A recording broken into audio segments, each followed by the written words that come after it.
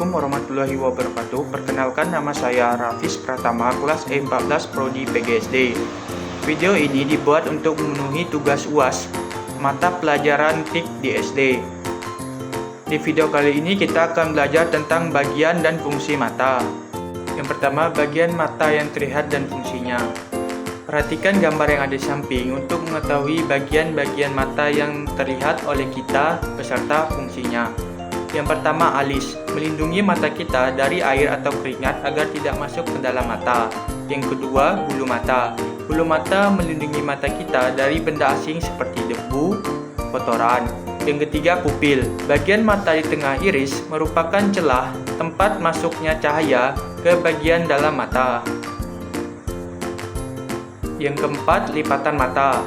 Di sini lipatan mata, kulit yang melindungi bagian depan bola mata, berfungsi juga untuk membasahi bagian depan mata dengan air mata saat mengedip. Yang kelima, iris. Bagian mata yang berwarna berfungsi untuk mengatur jumlah cahaya yang masuk ke mata. Yang terakhir, sklera atau selaput putih. Bagian berwarna putih dan keras pada bola mata, otot-otot yang membuat mata kita bergerak menempel pada sklera, berfungsi juga untuk melindungi bagian penting dalam mata. Yang kedua, membesar dan mengecilnya pupil. Tahukah kalian jika pupil bisa membesar dan mengecil? Pupil kita sensitif terhadap cahaya. Perhatikan gambar berikut untuk mengetahui lebih lanjut. Saat kalian berada di tempat yang terang, pupil akan mengecil agar cahaya yang masuk dalam mata kalian tidak terlalu banyak. Dan saat kalian berada di tempat yang gelap, pupil akan membesar untuk memperbanyak cahaya yang masuk ke mata. Yang ketiga, bagian dalam mata dan fungsinya. Selain bagian mata luar, ada juga bagian mata dalam. Bagian mata ini juga memiliki fungsi yang berperan dalam proses penglihatan kita. Perhatikan gambar berikut untuk mengetahui bagian dalam mata beserta fungsinya. Yang pertama, kornea. Selaput bening yang melindungi bagian depan mata berfungsi seperti jendela mata, yaitu tempat masuk cahaya ke dalam mata. Yang kedua, lensa. Berfungsi memfokuskan dan meneruskan cahaya yang masuk ke mata agar jatuh tepat pada retina. Yang ketiga, otot siliaris.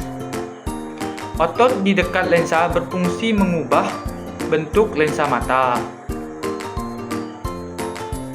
Yang keempat, retina. Selaput yang terletak paling belakang dan pekat terhadap rangsangan cahaya. Retina menerima cahaya yang menyampaikan informasi kepada saraf mata. Yang kelima, saraf mata. Saraf ini meneruskan sinyal bayangan yang ditangkap retina beserta warna dan menghubungkan ke bagian khusus di otak. Otak kemudian menerjemahkan sinyal menjadi gambar yang terlihat. Yang keempat, lensa mata. Saat melihat benda jauh dan dekat, lensa mata akan berubah bentuk. Terlalu sering melihat benda dekat atau jauh dapat membuat mata lelah dan kaku. Lensa mata memiliki kemampuan menebal dan menipis. Saat melihat benda yang mendekat, lensa mata akan menebal.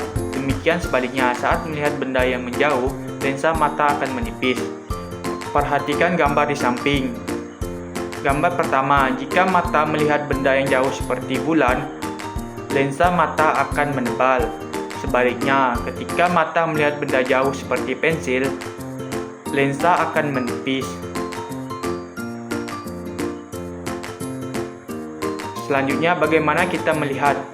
Perhatikan gambar yang ada di samping untuk mengetahui bagaimana proses melihat. Yang pertama, objek mata memancarkan gelombang cahaya. Yang kedua, lalu cahaya masuk ke kornea. Lalu yang ketiga, difokuskan oleh lensa dan meneruskan cahaya ke titik fokus retina. Keempat, di retina bayangan nyata dibalik dan diperkecil, lalu saraf meneruskan sinyal bayangan ke otak. Yang kelima, otak menerima sinyal dan menerjemahkan sinyal yang diterima. Lalu yang terakhir, gambar yang diterjemahkan akan terlihat. Yang kelima, gangguan penglihatan pada manusia. Gangguan penglihatan pada manusia bisa disebabkan banyak hal. Ada yang merupakan bawaan sejak lahir, akibat dari penyakit lainnya, faktor usia, atau kebiasaan yang tidak baik. Beberapa gangguan penglihatan bisa diperbaiki dengan menggunakan kacamata khusus atau operasi. Berikut ini beberapa gangguan penglihatan pada manusia. Yang pertama, rabun jauh. Rabun jauh merupakan ketidakmampuan mata melihat benda dalam jarak jauh secara jelas. Penyebabnya bisa perilaku tidak sehat seperti membaca sambil tiduran, membaca dengan penerangan minim, terlalu lama melihat layar televisi, komputer, telepon pintar, melihat layar atau buku terlalu dekat, atau kurang mengonsumsi makanan yang mengandung vitamin A. Gangguan ini bisa juga terjadi karena faktor keturunan. Penderita rabun jauh dapat dibantu dengan menggunakan kacamata minus. Yang kedua, rabun dekat. Rabun dekat merupakan ketidakmampuan mata melihat benda dalam jarak dekat secara jelas. Rabun dekat bisa disebabkan karena faktor usia dan umumnya mulai terjadi pada usia 40 tahun. Disebut juga dengan mata tua, namun rabun dekat bisa juga disebabkan karena faktor keturunan. Gangguan mata ini dapat dibantu dengan menggunakan kacamata rangkap untuk mata tua dan kacamata plus untuk rabun dekat. Terakhir, ketiga, mata silindris. Mata silindris merupakan kondisi kelainan lengkungan pada kornea menyebabkan cahaya yang masuk tidak fokus pada retina.